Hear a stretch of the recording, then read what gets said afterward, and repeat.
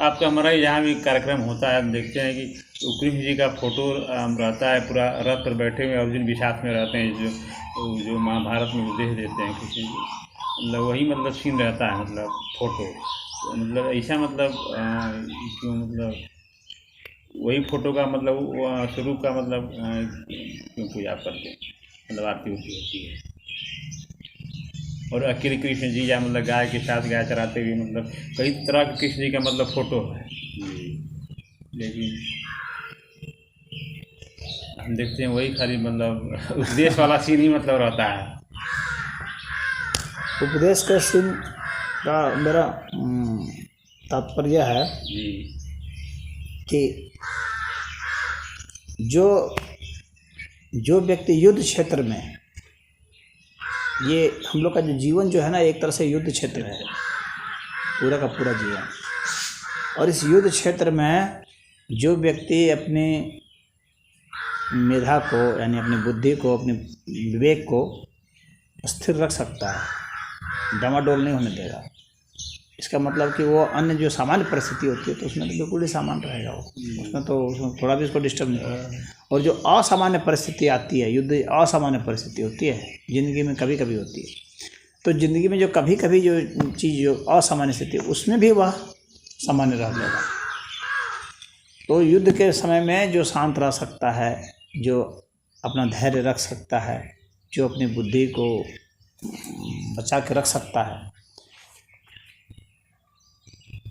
और उस समय युद्ध के समय में भगवान ने उपदेश दिया है। अन्य समय में उपदेश देना, जैसे कोई कुटिया में बैठ करके उपदेश दे रहा है, वह बहुत सरल होता है, वहाँ व्यक्ति ऐसे ही शांति से बैठा हुआ है और तो ग्रहण कर लेगा। लेकिन जहाँ बहुत डिस्टर्ब माहौल है, वहाँ पर उपदेश अगर किसी ने ग्रहण कर लिया तो इसका मतलब है कि वो हर जगह समर्थ हो जाएगा।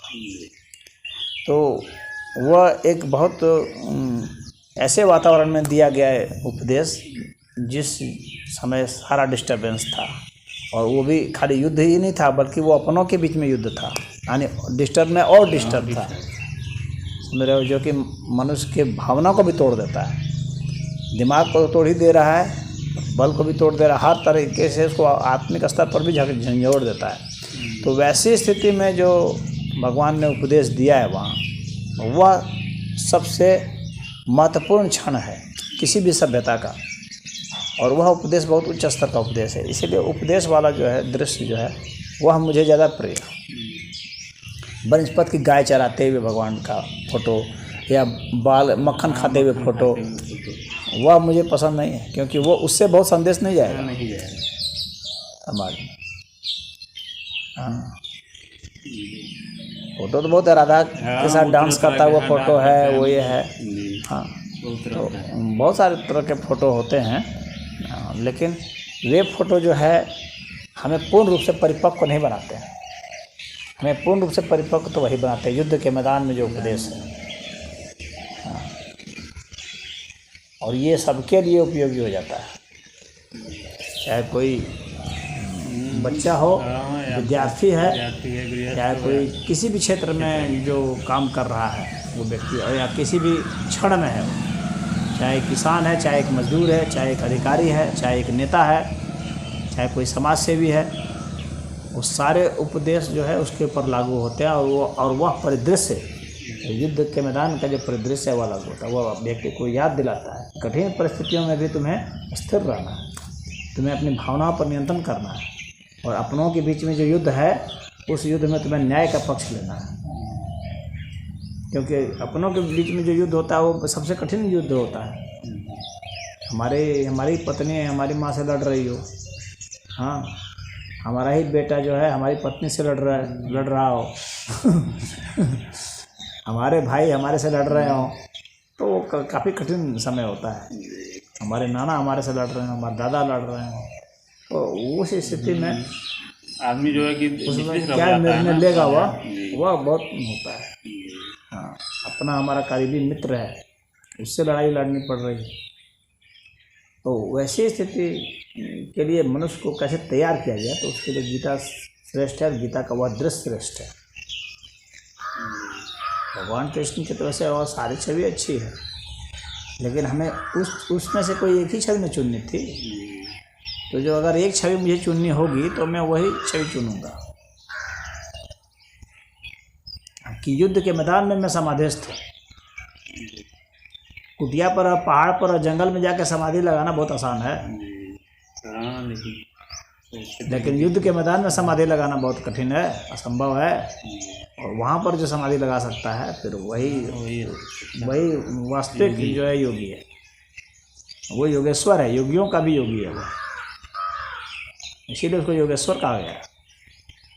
तो वहाँ पर आपको समाधि लगानी है युद्ध के मैदान में।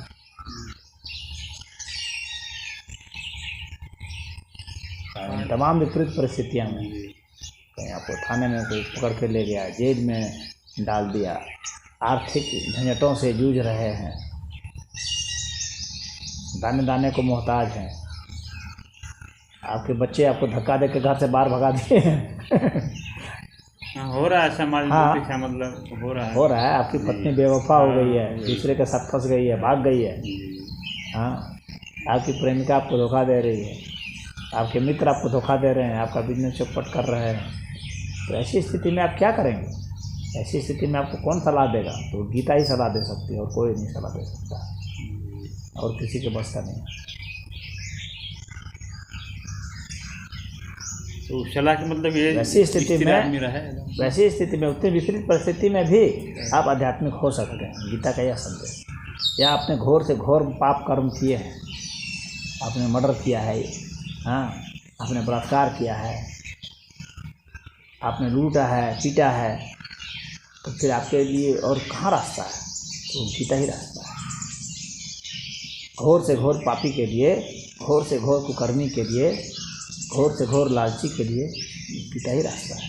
क्योंकि अब वह व्यक्ति भी ऊपर जा सकता है, वह व्यक्ति भी आध्यात्मिक हो सकता है। यह सबसे बड़ी खूबी है। गीता का श्लोक का अर्थ जो है कि समझ कर पढ़ करके ना उसी पर अपना जीवन,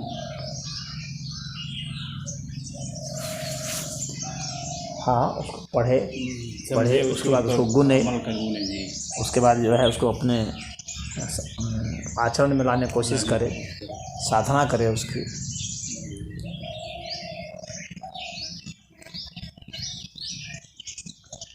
और साधना कुछ बहुत विशेष नहीं करनी है। जो व्यक्ति अगर खाली यह सोच ले कि मुझे न्याय करना है, न्याय वालों का साथ देना है, यदि यह साधना उसने पकड़ लिया न्याय का, तो फिर बाकी सब ही हो जाएगा। ये अपने आप वो आदमी, क्योंकि न्याय के लिए आपको सत्य चाहिए, सत्य की जानकारी चाहिए, अभी आप न्याय कर सकते हैं। सत्यनिष्ठ होना पड़ेगा और सत्याग्रही भी होना पड़ेगा। खाली सत्य को जानना जरूरी नहीं है, उसके हिसाब से आपको एक्ट करना है। उसके लिए आपको न्याय का पक्षधर होना पड़ेगा और तब आपको कर्मयोगी भी होना पड़ेगा। तो बस इतना अगर आदमी कर ले तो बाकी सब सद जाता है। हाँ, वो सब सद जाएगा। इस समाज में बहुत तरह तरह के पक्षपात हैं, धर्म के नाम पर, जाति के नाम पर, संप्रदाय के नाम पर, भाषा के नाम पर, लिंग भेद के नाम पर, कई तरह के पक्षपात हैं ना। तो उन पक्षपातों से ऊपर उठना, वही तो समबुद्धि है। तो वह स्थिति समाज में आनी चाहिए। इसलिए उस संदेश के लिए मैंने उस चित्र को प्राथमिकता दी है। ठीक है महाराज, मतलब हाँ। मैं ऐसी था मेरे मन में कि महाराज चित्र तो और भी बहुत सारे हैं, ध्यान में लगाए हुए बैठा हुआ शिव जी का चित्र है, और वो एक आदर्श स्थिति तो हो सकती है, लेकिन हर स्थिति के लिए मैं चाहे कहीं भी रहूं, हर स्थिति के लिए वो कौन सा चित्र हो सकता है जो हमें हर स्थिति में सहायक हो सकता है? तो वो वही चित्र है। मैं खिलाड़ी हूं तो मेरे लिए कौन सहायक हो सकता है? तो वही है, क्योंकि खेल भी एक युद्ध का मैदान है। जो अपना हम संतुलन बनाए रखेंगे दिमाग का, तभी हम जीत पाएंगे, नहीं तो नहीं जीत पाएंगे। और जीत और हार भी मिल सकती है। तो हार जब मिलेगी तो हम कैसे अपने को स्थिर रखेंगे? हताश कैसे नहीं होंगे? तो मैं हताश नहीं होना, समबुद्धि रहेंगे तो हताश कैसे नहीं होंगे। तो कठिन परिस्थितियों में भी हताश निराश नहीं हो, और हमारे हक में हमारे पक्ष में कोई निर्णय आ जाए तो हम इतना नहीं उछलें कूदें कि जो हारे हैं उनके दिल में ठेस लग जाए, इतने कि भाई वे हमारे शत्रु हो जाए। तो जीतने पर भी संयम बरतना बहुत ज़रूरी होता है। आदमी जो है कि जिनके पास धन हो गया है वे अपने धन को बहुत दिखलाते हैं। ऐसा करके क्या होता है कि सामने वाले में ईर्ष्या पैदा होती है, वे हमारे शत्रु हो सकते हैं। तो आपको अपने धन को भी संयम पूर्वक जो है भोग करना है और दूसरों के लिए भी उपयोग में लाना है। यानी दूसरे को यह लगे कि यह व्यक्ति कमाएगा तो मुझे भी कुछ लाभ होगा। समझ रहे हैं? समाज में ऐसा संदेश भी जाना चाहिए, आपका ऐसा एक्शन होना चाहिए कि यदि मैं धन कमा रहा हूँ तो हमारे धन से दूसरे को भी लाभ पहुँचे और दूसरे को लगे कि इससे हमें लाभ पहुँचेगा। अमुक व्यक्ति कमाएगा तो मुझे लाभ पहुँचेगा, क्योंकि अमुक व्यक्ति का स्वभाव ऐसा है। तो आप अपने धन को खाली ऐश मौज कराने में, भोग करने में और दुरुपयोग करने में लगा दें तो वह संदेश नहीं है। उससे आप ईर्ष्या पैदा कर रहे हैं, रंडियों के ऊपर पैसा फेंक रहे हैं, शराब में लुटा रहे हैं, अफीम गांजा ड्रग में लुटा रहे हैं। इससे आप समाज को क्या संदेश देंगे? समाज को इससे आप क्या होगा? समाज का इससे आपको घृणा और ईर्ष्या पैदा होगी कि ये कितना नीचे देखो। अगर उन्हीं पैसों को यदि आप समाज में अगर ज़रूरतमंद जो है उनके लिए अगर आप खर्च करते हैं तो आपका व्यक्तित्व भी उभरेगा और उसका भी भला होगा, पैसे का उपयोग होगा। पैसा आपने कमाया, पैसा को गड्ढे में फेंक दिया, ये कोई बात हुआ? आपका कमाना व्यर्थ गया। फिर पैसा कमाए हैं तो उस कमाने का आप उसको सदुपयोग में लाइए, उसको अच्छे कार्यों में लगाइए, ये संदेश है। तो आपका जो खर्च है पैसे का वो आपके चरित्र को बतलाता है, और गीता उस चरित्र को आपको ठीक करती है कि आप धन कमाएंगे तो धन अन्यों के लिए भी कमाएंगे, अपने लिए नहीं कमाएंगे। फिर भगवान कृष्ण की जो सार्थकता है, जो आज वे पूजनीय हैं पूरे विश्व के लिए, वो इसी के लिए कि उन्होंने गीता का महान उपदेश दिया है, जिसमें हम अपने जीवन को कैसे समृद्ध बना सकते हैं, कैसे आध्यात्मिक बना सकते हैं और संसार में भी कैसे सफल हो सकते हैं। तो इसका उन्होंने संदेश दिया है। इस कारण भगवान कृष्ण का महत्व है। इसलिए नहीं कि उन्होंने मक्खन खाया तो गायें चराई, तो कहीं कोई लड़ाई में किसी राक्षस को मार दिया, उसका कोई बहुत उतना औचित्य नहीं है। कि उन्होंने गोपियों के साथ नृत्य किया, तो वे सब अपनी जगह भले कुछ उपयोगी हैं, परंतु सामान्य जो जनमानस है और सदा के लिए हर पीढ़ियों के लिए, तो उनका जो मुख्य योगदान है वह गीता का उपदेश ही है। इस कारण से भगवान का उपदेश वाला जो चित्र है वही ज़्यादा महत्वपूर्ण है हमारी समझ में।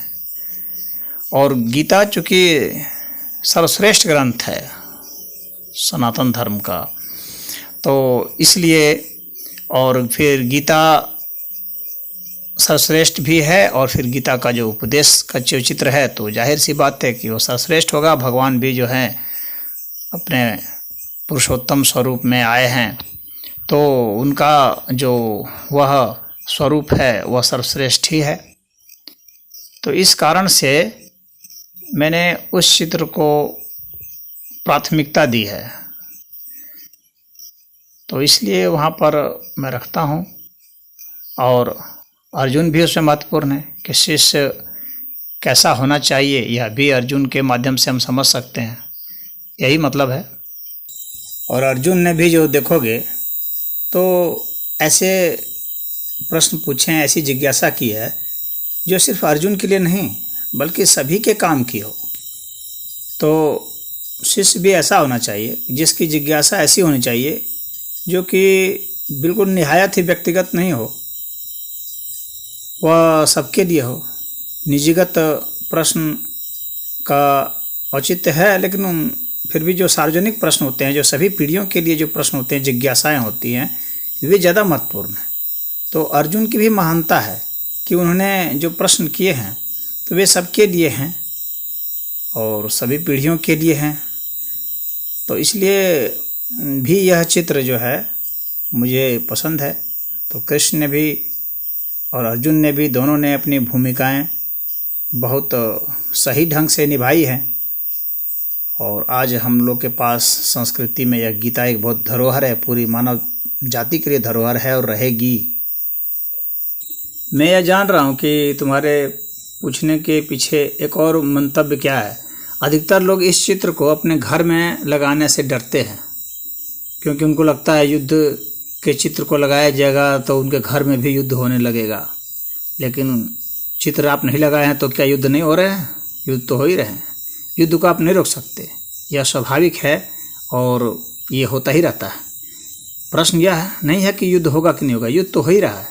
प्रश्न है कि क्या युद्ध के समय में आप शांत हैं, स्थिर हैं, आपकी बुद्धि सही चल रही है, आपके निर्णय सही आ रहे हैं, यह प्रश्न है।